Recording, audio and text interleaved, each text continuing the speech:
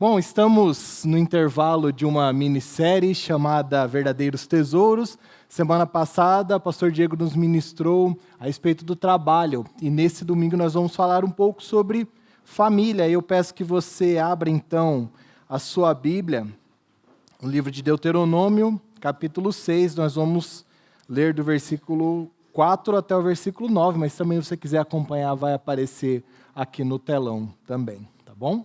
Mas Deuteronômio, se você está anotando, se você gosta de abrir e ler na sua versão, capítulo 6, dos versículos 4 a 9.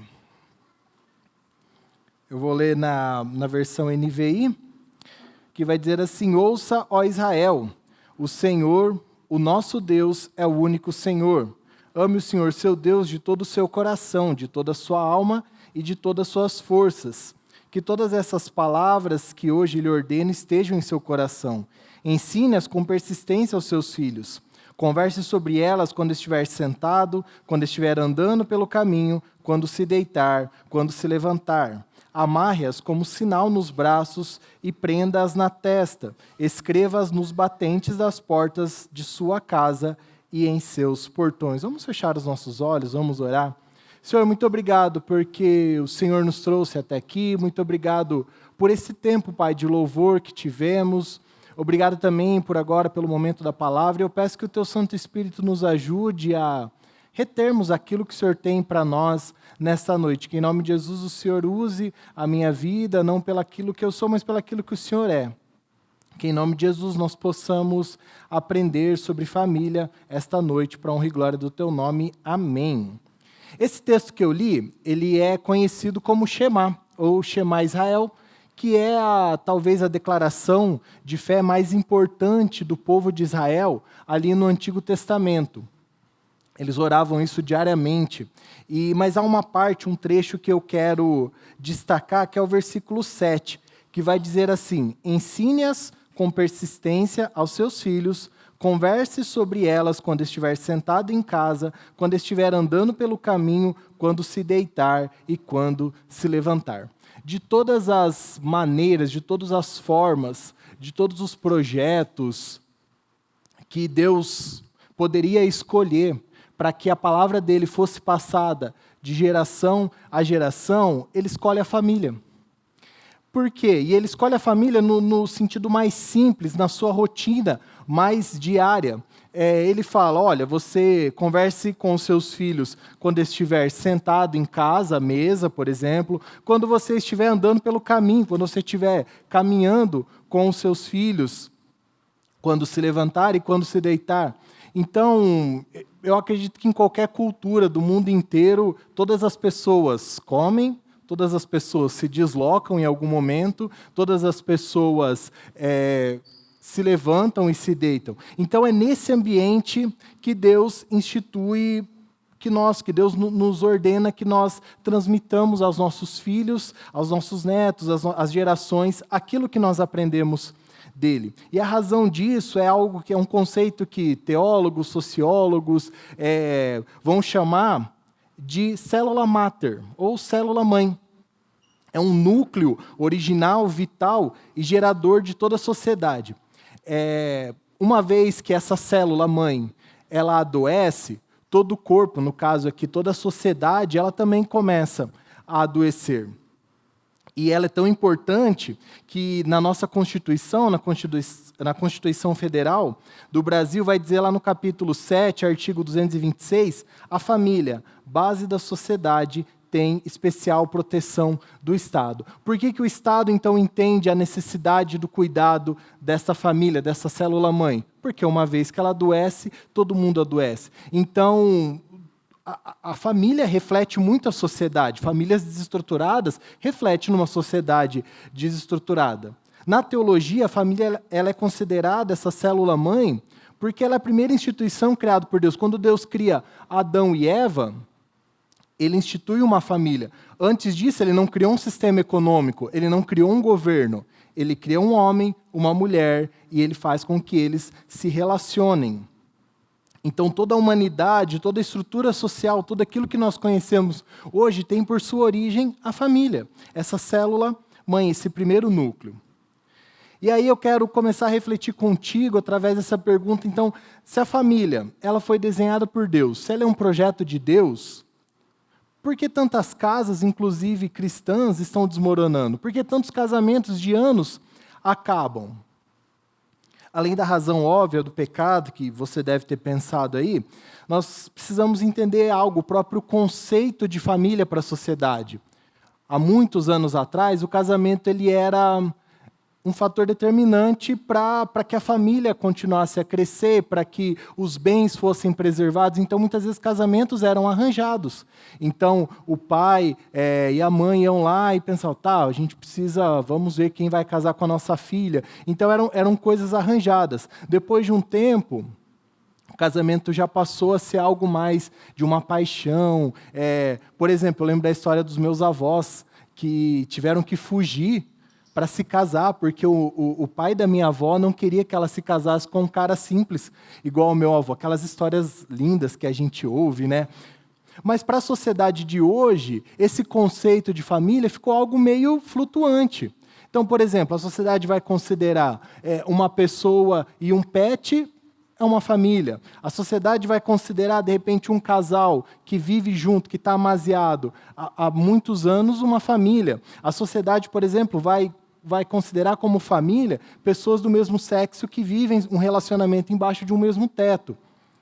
Relacionamentos com mais de 2 pessoas, e aí o que mais a criatividade dessa galera permitir.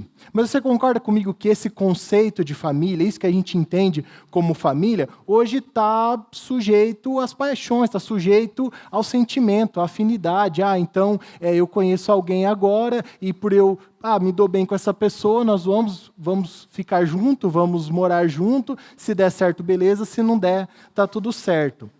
Mas antes de nos aprofundarmos, então, em questões ligadas à dinâmica familiar, primeiro a gente precisa entender o que a palavra de Deus vai dizer, qual o conceito bíblico de família.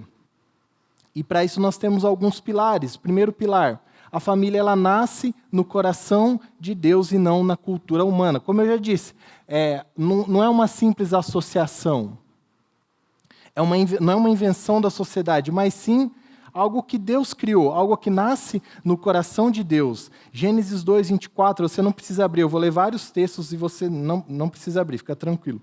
Mas vai dizer, por esta razão o homem deixará pai e mãe e se unirá à sua mulher, e eles se tornarão uma só carne. Entenda uma coisa, o funcionamento do lar, o modo com que o marido e a mulher vivem, o modo com que os pais criam os seus filhos, independe daquilo que a sociedade acha, independe da opinião dos outros. É aquilo que a Bíblia diz, é aquilo que a palavra de Deus diz, é isso que nós precisamos seguir.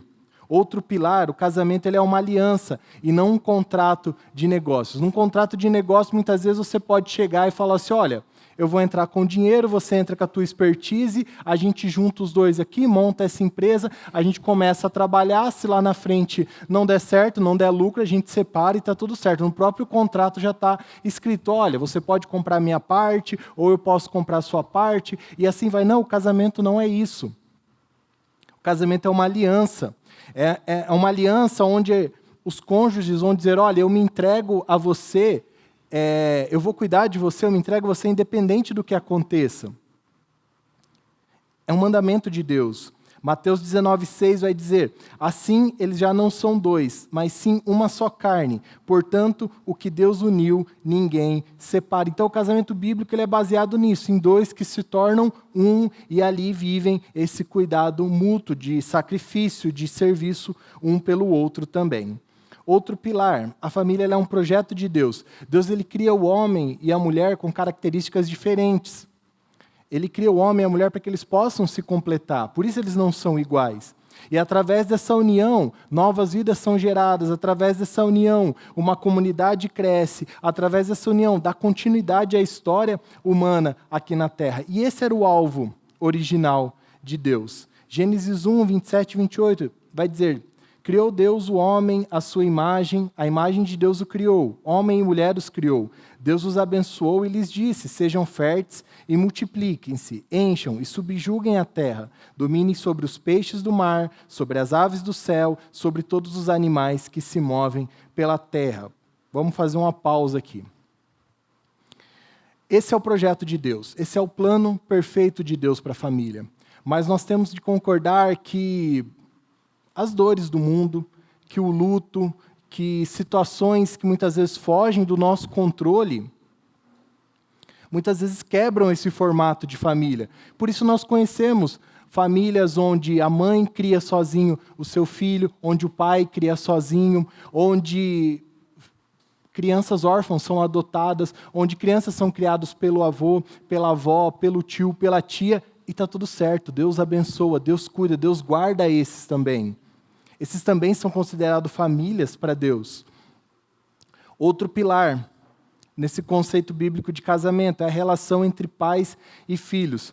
Enquanto o casamento, você escolhe com quem se casar, você decide ali a pessoa com que você quer se casar, o filho não. Não tem como a gente falar, eu quero um filho, mas eu quero que ele seja desse jeito, desse jeito. Não, o filho é um relacionamento, é uma relação natural, é uma relação duradoura. Aconteça o que acontecer, seu filho sempre vai ser seu filho. Aconteça o que acontecer, você sempre vai ser filho dos seus pais. Então é um vínculo duradouro. O papel dos pais é de cuidar, é de sustentar. O papel dos pais é de direcionar, é de proteger, é de amar. Já o papel dos filhos é de honrar, é de obedecer, tirar boas notas e por aí vai. Olha que Efésios 6, 1, 4 vai dizer: Filhos, obedeçam a seus pais no Senhor, pois isto é justo. Honra teu pai e tua mãe. Este é o primeiro mandamento com promessa, para que tudo te ocorra bem e tenhas longa vida sobre a terra. Pais, não irritem seus filhos, antes criem-nos segundo a instrução e o conselho do Senhor. Eu sei que vocês queriam pegar os filhos de vocês lá no Kids agora e botar eles aqui para ouvir, porque eu queria fazer isso. Mas amém, é para você passar para o seu filho na mesa, na hora de levantar, na hora de deitar, no caminhar. O último pilar, nós precisamos entender que o lar, ele é uma escola de vida e ele é uma escola de fé. É no lar onde a gente vai aprender, por exemplo, a amar as pessoas. É no lar onde a gente vai aprender que muitas vezes a gente tem que se calar para ouvir. É no lar que a gente vai aprender sobre a nossa fé. É olhando o nosso pai, a nossa mãe, a maneira com que eles se tratam, que nós vamos entender, olha, quando casar eu quero que o meu marido me trate assim. É esse o padrão que eu quero. É na família que Deus nos ensina também a olhar as necessidades do outro, a dividir. Eu tenho mais 2 irmãos. Uma coisa que eu tive que aprender muito rápido foi a dividir as coisas. E é isso, você vai aprendendo, vai forjando o teu caráter, a família. Voltamos ao texto lá da Shema, Deuteronômio 6, do 6 ao 7, que todas essas palavras que hoje lhes ordeno estejam em seu coração, ensine-as com persistência aos seus filhos, converse sobre elas quando estiver sentado em casa, quando estiver andando pelo caminho, quando se deitar e quando se levantar. Um dia eu estava conversando com uma jovem, filha de um pastor, pelo qual eu caminhei por um bom tempo, tive o privilégio de caminhar com um bom tempo, e por um bom tempo ele tinha uma característica muito legal, assim, que a gente trabalhava junto na mesma igreja. Eu sempre chegava ali 10 para as 8 horas, ali por ali, e ele chegava logo em seguida. E muitas vezes eu chegava assim, pastor, a gente precisa ver isso e aquilo. A gente já conversa. Ele ia para o templo, para o nosso espaço de culto lá, e ele ficava ali 1 hora lendo a Bíblia e orando. E um dia eu cheguei para a filha dele e falei assim, pode estar rolando uma guerra, pode estar acontecendo o caos aqui, seu pai vai chegar na igreja e vai entrar lá na igreja e vai ajoelhar lá e ele vai orar e ele vai ler a Bíblia com toda a paciência do mundo. A hora que der 9 horas, ele vai levantar e ele vai resolver o que tem para resolver. E aí a resposta dela foi assim, olha, você vê ele fazendo isso na igreja, eu vejo ele fazer isso em casa todos os dias. Então, todos os dias que eu acordo, meu pai está na sala, muitas vezes ajoelhado, orando, lendo a Bíblia. Então é isso, é o exemplo, é aquilo que os nossos filhos veem a gente fazendo que eles vão querer fazer também. Mas então, se o projeto é perfeito, se foi criado por Deus, se era para ser tudo lindo, qual é o problema? Qual o problema? Por que tantas famílias estão desmoronando? Tiago vai nos dizer que, muitas vezes, os nossos conflitos, as guerras que nós travamos, acontecem pelas paixões que habitam dentro de nós. Jesus vai dizer que a dureza do coração é a causa dos divórcios. Então, muitas vezes, é a dureza do coração que não permite com que pessoas sentem e resolvam os seus problemas. Nós usamos desculpas como falta de dinheiro, falta de tempo, incompatibilidade de gênio, mas a raiz de tudo, na verdade, é uma falta de andar com Cristo, é uma falta de andar no Espírito Santo, é uma falta de aprender, de deixar ser moldado pela palavra. E por isso nós vamos dando lado para o pecado nas nossas vidas. E aí o pecado, ele tem o poder de pegar aquilo que Deus nos deu como presente e transformar isso numa maldição, e transformar isso em algo que vai complicar a nossa vida. Como, por exemplo, o trabalho. A gente ouviu sobre isso semana passada. E não é diferente com a família. Por conta do pecado, dele turvar a nossa visão, dele atrapalhar a nossa visão, nós podemos cair no erro de desvalorizar a família. Por exemplo, para a sociedade, muitas vezes a família é um empecilho para o sucesso. Eu estava ouvindo hoje um podcast de uma pessoa que ela era uma engenheira e ela largou o trabalho dela para que ela realizasse o sonho dela, que é tipo ser uma andarilha chique, assim, uma andarilha usando Columbia, North Face. Então, o rolê dela é ficar andando, ela pega, assim, por exemplo, rotas que atravessam os Estados Unidos a pé. E aí ela fez isso há 2 anos atrás. Ela ficou 5 meses e pouquinho para atravessar os Estados Unidos. Em outra que ela fez na Nova Zelândia, ela ficou mais 2, 3 meses, enfim. Mas ela contando que para que ela realizasse o sonho dela, ela abriu mão do trabalho e do casamento dela. Então, para a nossa sociedade, muitas vezes o casamento atrapalha o nosso sucesso, atrapalha aquilo que a gente quer galgar como pessoas. Ou, por exemplo, pessoas que não querem ter filhos porque, não, mas aí se eu tiver filho, se eu tiver 2, 3 filhos, isso vai estragar o meu corpo, isso vai mudar isso na minha vida, isso vai mudar a minha rotina. E por isso, então, acabam desprezando a família. Outro ponto é colocar a família também com uma prioridade lá embaixo. Não, primeiro eu vou estudar, depois eu me formo, depois eu vou ter uma casa, depois eu quero ter um carro, depois eu quero ter uma empresa, depois eu quero ter isso, eu quero ter aquilo, e se der tempo eu vou me casar, e se der tempo eu vou arrumar alguém. Isso é que talvez o apóstolo Paulo vai chamar de pessoas que são amantes de si mesmas. Olha o perigo, olha onde a gente pode cair. O pecado ele também pode influenciar na desvalorização da nossa própria família. Por exemplo, pessoas que não são satisfeitas com a família que têm. Eu queria ter outro pai, outra mãe. Eu queria que os meus filhos fossem diferentes. Eu queria que a minha família fosse diferente.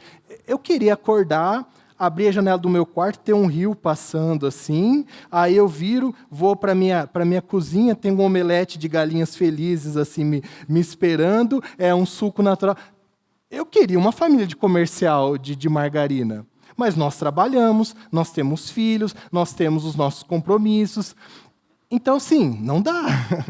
Não dá. Mas muitas vezes isso nos impede de nos satisfazer na nossa própria casa. Outra coisa que pode acontecer também nessa desvalorização da família é a omissão. É você achar que o seu papel é botar comida dentro de casa. Não, eu preciso trabalhar, pagar a escola, eu preciso trabalhar e colocar comida dentro de casa e basta, cumprir minha missão. Não, nós temos o nosso papel de educar os nossos filhos também. Nós temos o nosso papel de cuidar do nosso cônjuge também. Outra ação do pecado também, na desvalorização, é trabalhando no nosso orgulho. Quando o nosso orgulho não deixa com que a gente assuma os nossos erros, ou que a gente assuma as nossas falhas, e isso pode também atrapalhar um relacionamento duradouro. Um outro aspecto também que o pecado pode trazer na nossa visão e transformar a família, então, em algo que não é bom, em algo que nos atrapalha, é a idolatria. Eu conheço uma pessoa que o sonho da vida dela era se casar. Mas não era se o sonho, eu quero me casar. Não, era o objetivo da vida dela. Ela fazia tudo pensando em se casar. Então, idolatrar também esse conceito de família, achar que se um dia você não tiver uma família, você não vai ser feliz, está errado. Em Cristo nós encontramos plenitude, em Cristo nós encontramos satisfação. Então, a partir do momento que a gente coloca que só quando a gente tiver a família, a gente vai ser completamente realizado, está errado também. Precisamos estar atentos quanto a isso. Ou então, transformar a nossa família no nosso Deus. Ah, não, a família é tudo para mim. Sim, ela precisa ser tudo para você, mas ela não pode ser mais do que Deus na tua vida. Mas tem gente que coloca o cônjuge, coloca os filhos no lugar de Deus. Tim Keller vai dizer que o ídolo é algo bom transformado em algo supremo. Ou seja, quando a família vira um Deus na nossa vida, o casamento ele passa a ser a nossa identidade. A gente não é mais filho de Deus, a gente é casado com aquela pessoa. Os nossos filhos, então, é a única maneira de obtermos um sucesso. Quantos pais não têm colocado nos próprios filhos o peso daquilo que ele não conquistou, os seus sonhos que não foram conquistados, e você transfere para o seu filho trazendo um peso? Cuidado! Olha o que Lucas 14, 26 vai dizer. Se alguém vem a mim e ama seu pai, sua mãe, sua mulher, seus filhos, seus irmãos e irmãs, e até a sua própria vida, mais do que a mim, não pode ser meu discípulo. Pesado. A família, ela é maravilhosa. A família, ela é bênção de Deus, ela é um presente de Deus. Mas se colocado no lugar errado da nossa vida, ela se torna um peso. E a família não tem esse suporte, não tem essa capacidade de suportar o peso de ser um Deus. Se a nossa paz ela depende mais do sucesso dos nossos filhos, do desempenho dos nossos filhos, ou daquilo que o nosso cônjuge pode ou não proporcionar para a gente, algo está errado na nossa vida. Precisamos rever alguma coisa. E como resolver tudo isso? Como podemos resolver? Estou falando podemos porque eu também me enxergo aqui. Como nós resolvemos esses problemas nas nossas casas? Colocando Cristo no centro. A solução não está no nosso braço, na nossa capacidade de prover, de gerir, na nossa capacidade de cuidar. Está em confiar em Cristo, em colocar Cristo no centro da nossa vida. Para isso, nós precisamos entender alguns aspectos. Primeiro, eu e você somos totais dependentes de Deus. Não adianta nada eu me matar de trabalhar para sustentar meus filhos, minhas filhas, para colocar no melhor colégio possível, para vestir com a melhor roupa que elas possam vestir. Se eu não entender que é Deus que dá esse sustento. Lembra do trabalho? É fácil a gente achar que o nosso sustento vem da nossa força, mas nós precisamos entender que nós dependemos de Deus. Muitos homens veem o seu casamento ruir porque eles estão mais preocupados em botar dinheiro dentro de casa, em fazer dinheiro, em fazer patrimônio, em garantir o futuro, do que simplesmente em ser um pai presente. E acham que que a confiança deles está neles mesmos. Olha o que Salmo 127, 1 e 2 vai dizer. Se não for o Senhor o construtor da casa, será inútil trabalhar na construção. Se não é o Senhor quem vigia a cidade, será inútil o sentinela montar guarda. Será inútil levantar cedo e dormir tarde, trabalhando arduamente por alimento. O Senhor concede o sono àqueles a quem Ele ama. Não adianta nada você se matar de trabalhar por conta dos seus filhos, se você não dobrar o teu joelho no chão, se você não orar, se você não buscar diariamente ensinar os seus filhos no caminho. Não adianta nada a gente trabalhar e não confiar que é o Senhor quem bota o alimento na nossa casa. Mas um aspecto que nós precisamos entender é que a família, ela aponta para algo maior. O casamento ele é uma metáfora viva do amor de Cristo e da igreja. Paulo, aos Efésios, citando Gênesis, vai dizer: por esta razão o homem deixará pai e mãe e se unirá à sua mulher. Isso a gente ouviu lá no começo, mas olha o que ele vai dizer agora. Este é um mistério profundo. Refiro-me, porém, a Cristo e à igreja.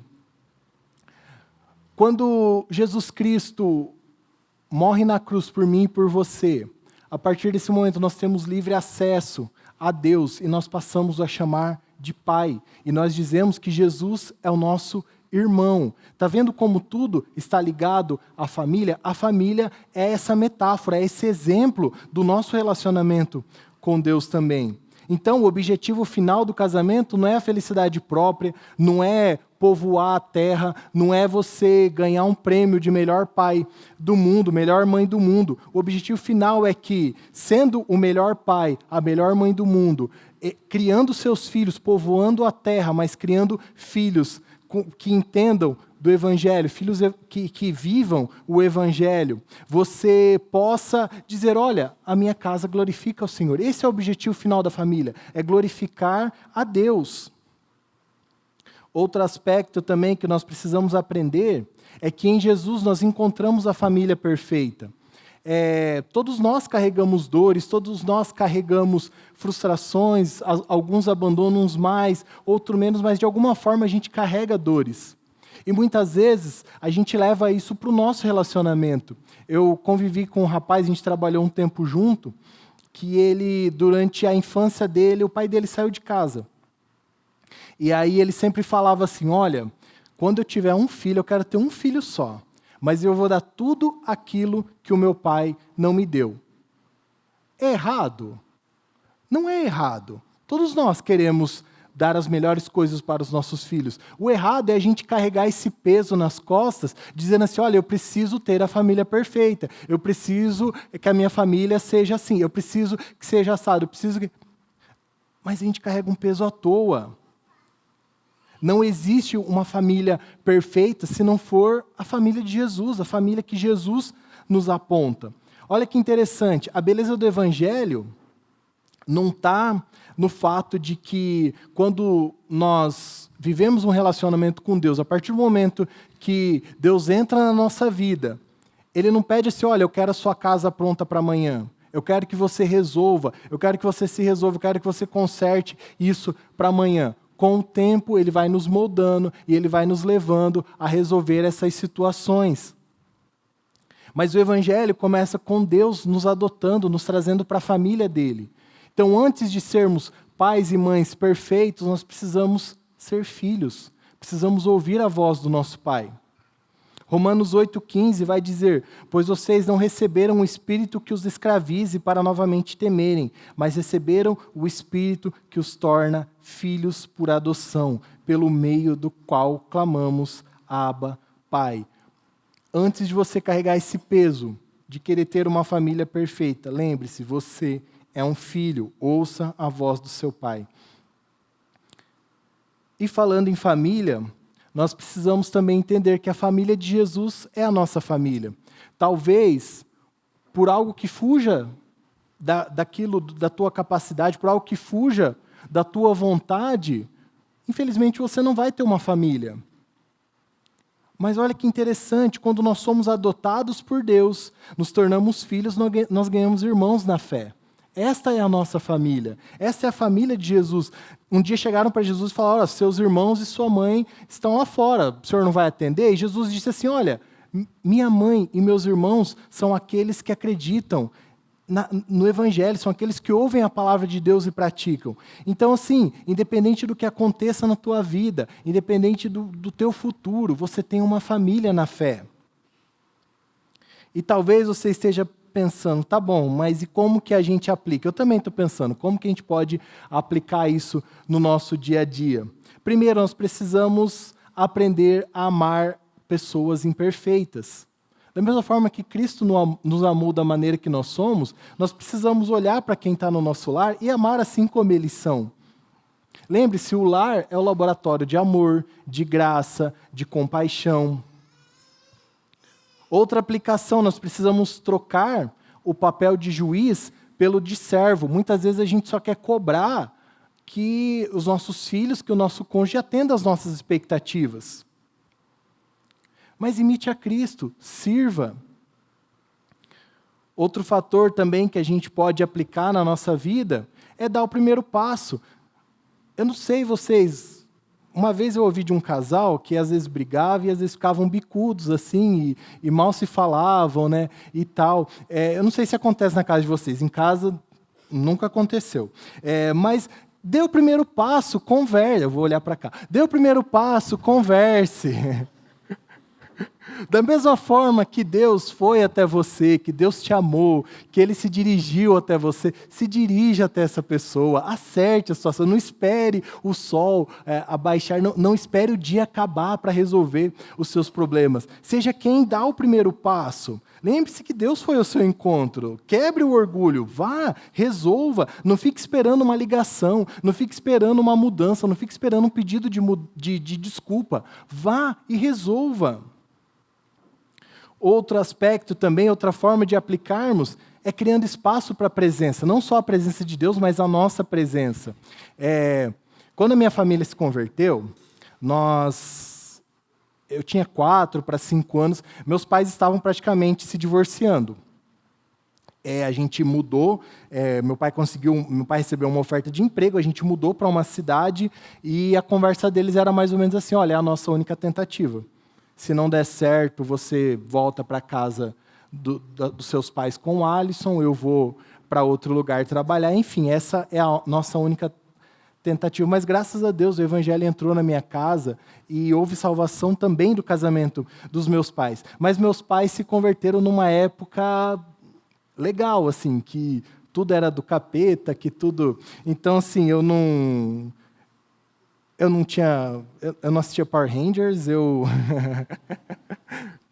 Coca-Cola era na casa dos outros só. Mas tinha uma infinidade de coisas assim que a gente não fazia. Mas chegou um ponto que a leitura dos meus pais do Evangelho, e por aquilo o ambiente que eles viviam, é que a TV era totalmente do capeta. E aí o que meu pai fez? Deu a nossa única TV. E por 2 anos eu fui uma criança que não assistia desenho, que não tinha TV em casa, enfim.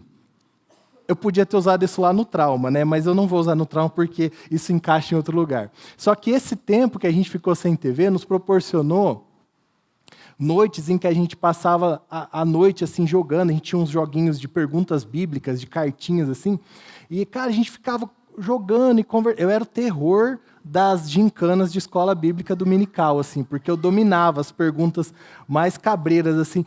Mas por quê? Porque havia presença, porque sentávamos ali, porque nos reuníamos.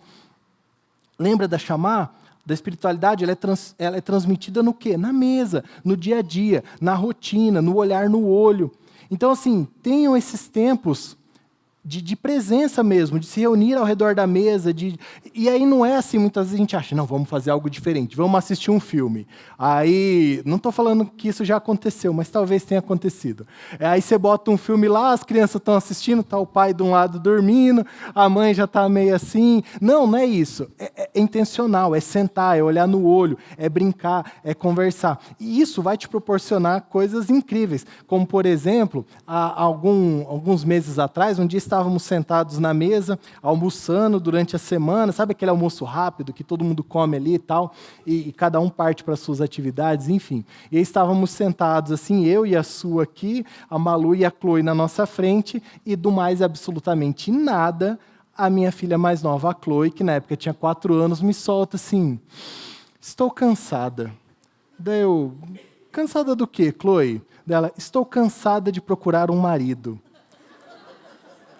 Aí eu falei assim, minha filha, você tem 4 anos de idade. Como assim você está cansada de procurar um marido? Daí ela falou assim, não, porque eu não quero que chegue o dia do meu casamento e eu ainda não tenha achado o meu marido.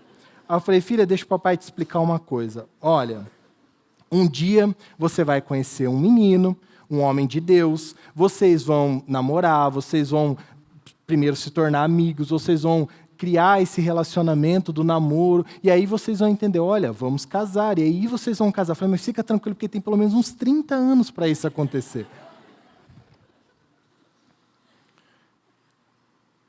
Não ter momentos de presença nos priva disso.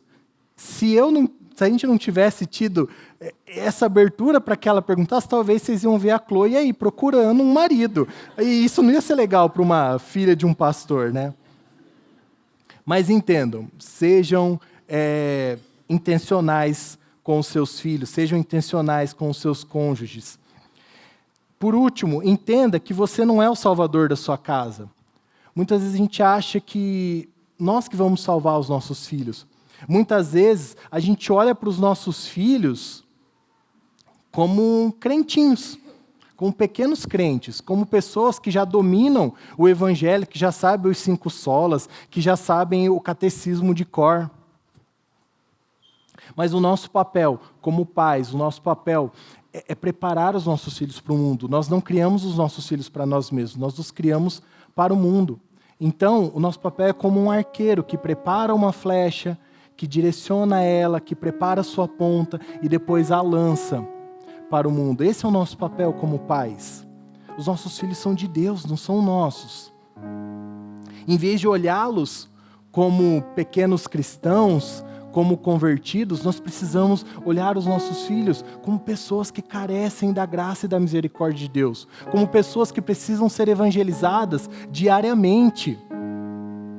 Não só com palavras, mas muito mais com as nossas ações. Eles precisam aprender com o nosso dia a dia, com a forma com que a gente acorda, com a forma com que a gente levanta, com a forma que a gente trata as pessoas, com a forma que a gente se desloca no trânsito. É assim que eles vão criando amor pelo Evangelho. É ao olhar o pai, a mãe servindo na igreja que eles vão dizer: olha, eu quero servir esse mesmo Jesus que os meus pais servem, pela diferença que eu vejo no lar.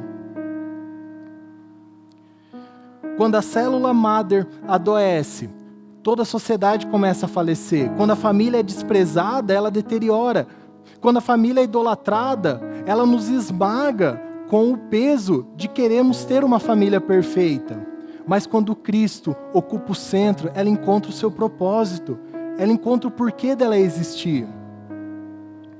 A minha oração é para que as minhas filhas, é para que os seus filhos, é para que você que, por obra de Deus, por algum motivo que foge daquilo que está no teu coração, que você não tenha uma família. Mas a minha oração é para que todos nós possamos nos apaixonar pelo Evangelho, para que a próxima geração se apaixone pelo Evangelho, a qual um dia nós nos apaixonamos um dia. E aí então eu e você poderemos declarar: se porém não agrada a vocês servir ao Senhor, escolham hoje a quem irão servir, se aos deuses que os seus antepassados serviram além do Eufrates, ou aos deuses que os dos amorreus, em cuja terra vocês estão vivendo, mas eu e a minha família serviremos ao Senhor. Feche seus olhos. Senhor, a nossa família é tua, Senhor.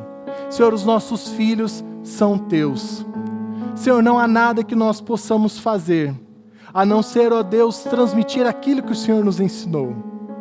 Pai, todo o esforço, ó Deus, de trabalho, todo o esforço, ó Deus, da nossa vida, Pai, se não for para direcionar os nossos filhos, ó Deus, a Ti, se não for para ensinar os nossos filhos a Te amar, ó Deus, vai ser em vão, ó Pai. A minha vida, Deus, o meu ministério, ó Deus, se não for, ó Deus, para ver as minhas filhas apaixonadas pelo Senhor, ó Deus, de nada valeu, ó Pai, o meu ministério, Senhor.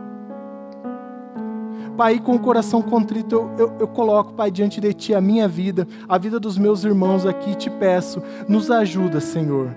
Nos ajuda a colocar a nossa família aonde ela deve estar, nem acima, nem abaixo da onde ela deve estar, mas que através, ó Deus, do nosso testemunho, através das nossas palavras, os nossos filhos, essa próxima geração possa ser uma geração apaixonada pelo Senhor, para que a próxima geração seja também apaixonada pelo Senhor. Que em nome de Jesus, através da família, nós possamos abençoar a nossa sociedade, que através da família nós possamos reestruturar, dizer à sociedade o que é um padrão de uma família abençoada pelo Senhor. Em nome de Jesus que eu oro e te agradeço. Amém.